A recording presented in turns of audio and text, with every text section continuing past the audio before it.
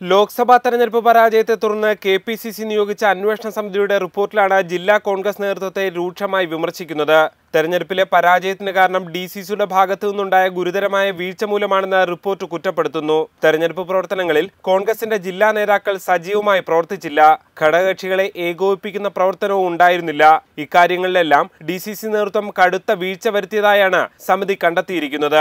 DCC president Roy K പൗലോസ്, ജില്ലയിൽ നിന്നുള്ള KPCC general secretary M Augusty എന്നിവരെ പേരെടുത്തു തന്നെ റിപ്പോർട്ട് കുറ്റപ്പെടുത്തുന്നുണ്ട്.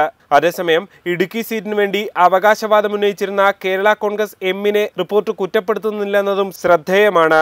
സീറ്റ് ലഭിക്കാതിരുന്നതിനാൽ കേരള കോൺഗ്രസ് തെരഞ്ഞെടുപ്പ് പ്രവർത്തനത്തിൽ സജീവമാകില്ലെന്ന വിലയിരുത്തൽ നേരത്തെ വന്നിരുന്നു.